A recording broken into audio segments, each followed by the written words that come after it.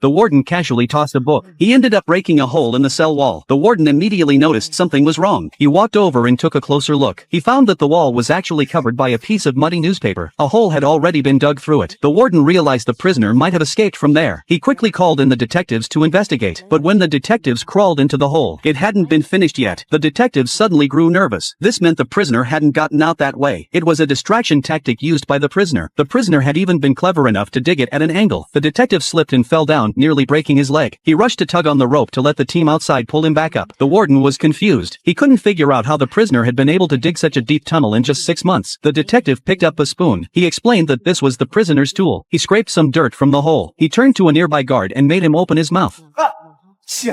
It turned out the woman had been smearing her food's broth on the wall every day. The broth's salty components slowly corroded it. This made it easy for her to dig with a spoon. To buy more time, the woman had also requested a stack of books from the prison. She used reading as a way to cancel her recreation periods, and after finishing each book, she tore it up. She used the paper alongside dirt to conceal the hole. But what about the dirt? That was simple. The prison was built high up in the mountains. The strong winds frequently blew by. The woman simply scattered the dirt out the window. The wind carried it away. After 6 months, the tunnel was nearly finished. The woman was ready to make her move. She had stayed in her cell for so long that many people had forgotten about her. No one cared where she was. One day, a high-ranking official came to inspect the prison. The warden ordered the prisoners to gather in the yard to celebrate the visit. The guards were busy pleasing the official. No one noticed the woman. She casually walked toward the official's car. How did she avoid suspicion? Because people only saw what they wanted to see. When you held a hammer, people only saw someone preparing to drive a nail. When the guards came to bring food, the woman was gone. The alarm was raised immediately. The prison fell into chaos. To keep the official safe, the warden personally rushed him back to his car. No one suspected that the prisoner had slipped away right under their noses. When they crawled back up from the tunnel, 25 minutes had passed. The woman was already gone.